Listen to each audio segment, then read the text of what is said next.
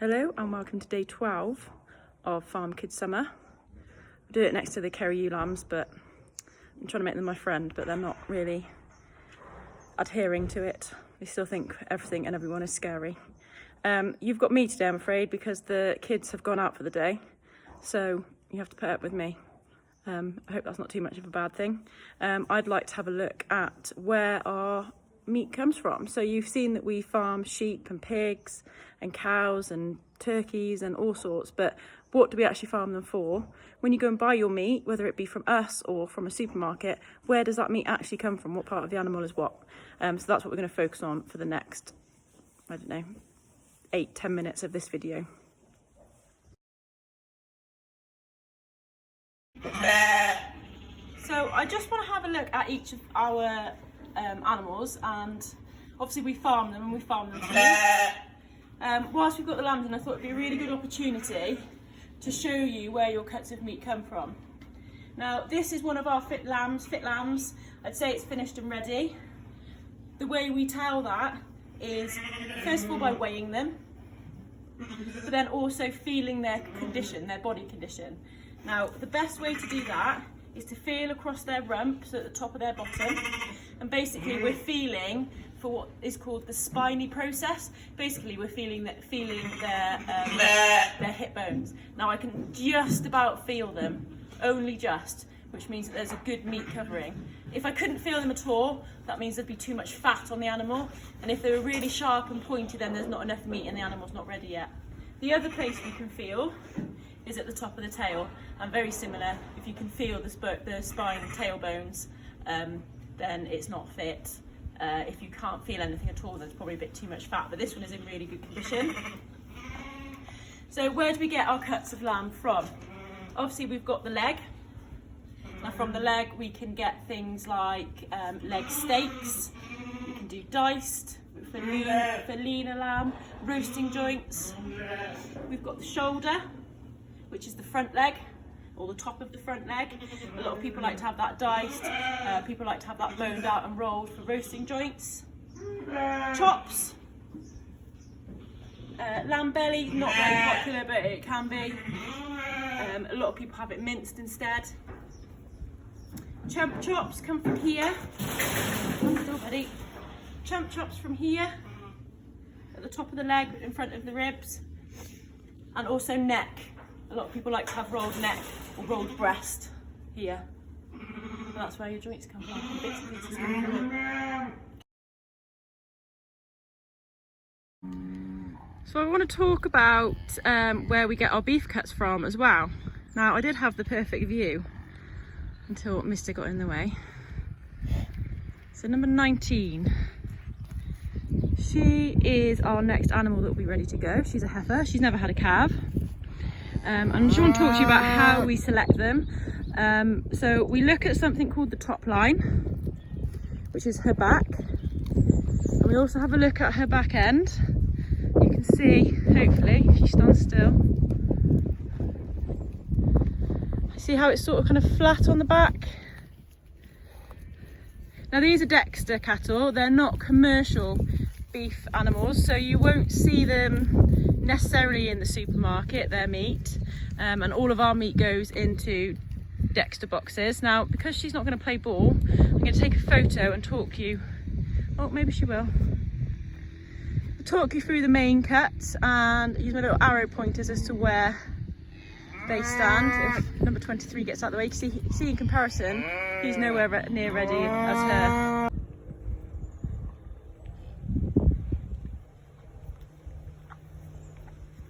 So this is what I'm talking about, the top line. Can you see how nice and flat and straight she is? If we look at her hip bones about here, might be easier if I put a pointer on actually. They're nice and rounded, very much like I was talking about the lambs. You can see pointy hip bones. So see on this animal here, she's not quite ready, she's still growing. She's not as old as number 19. That's a nice looking body of beef there. She'll be going soon. You can see the others. There's another one, he's younger again. So we've got different stages here. This one's smaller and younger again. We try and send one animal a month, depending on demand, sometimes two. But she's a really nice example of a Dexter beef animal. Really tasty beef too.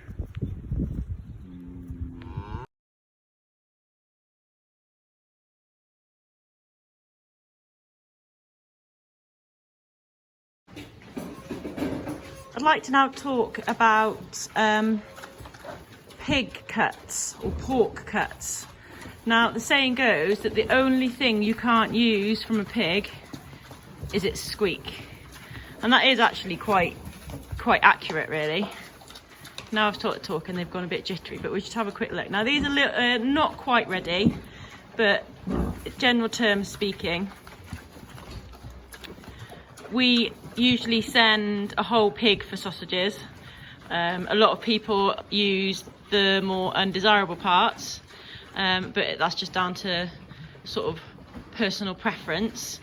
We like the whole pig to be minced in, so you get the whole flavour of the whole pig in all of the sausages.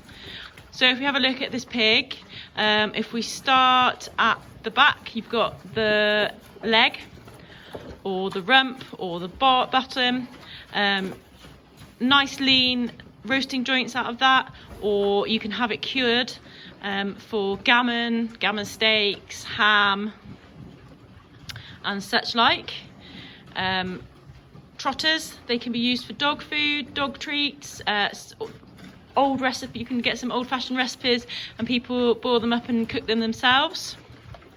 Coming along the front then, we've got the belly. This is a really popular cut for us, especially when it's cut into strips.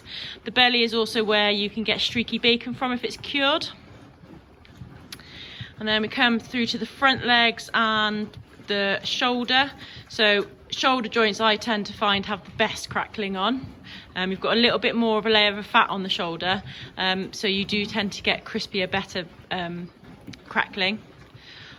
Head can be boiled up and used as broth. Dog treats, ears can be dried for treats. If we come back down at the back centre line, I know I'm missing lots, but this sort of covers the main popular bits. You've got your chops, you get rib chops, which you have the bone in. You've got your loin chops, which are a bit more like steaks. Tenderloin along the top there, that's a really nice piece of meat. We usually have it as a roast when I've not remembered to get anything out of the freezer. Going back to the shoulder, typically a lot of our customers have that diced for casseroles, curries, all sorts of things like that. Another popular cut has been the ribs. The ribs, we've had them cut into short ribs with a little bit of meat on. Oh, not forgetting bacon. We don't always get bacon cut from our pigs. These pigs are way too small for any decent sized bacon at the moment. They need to be quite a bit bigger, but again, it can be cured for bacon and cut. If you look from the top, you can see that this pig is nice and wide. The wider they are, the better the chops.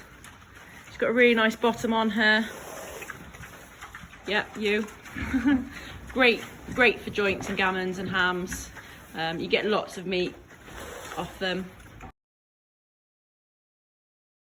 Just want to use these guys as a bit of a comparison. The brown hens are probably what you associate with your laying hen, but the white chicken is what we call a Ross cob. You can see the absolute difference in size. He is built like an absolute unit. Ross cobs are a commercial breed of chicken for table birds, so meat birds, and they're usually farmed on massive scales. We just have a handful that we rear along with our free range egg chickens. In a commercial setting, Ross cobs are designed to be ready for the table within 12 weeks. I hope that has been descriptive for you, giving you an idea of where your cuts of meat have come from. It's a little bit of fun. It's not 100% accurate, and I'm sure I've missed off lots of different cuts that probably lots of you will tell me about, but I think I've covered the main points and the main bits and pieces. If you've got any questions, then please get in touch, ask us. The more you ask, the more you know. Until tomorrow, the kids are back so they will be back into control of the video tomorrow. I hope that you're enjoying them. If you are, please subscribe, like to our channel, like, share, get involved, because we can only be as successful as you make us, and we are really grateful. See you tomorrow.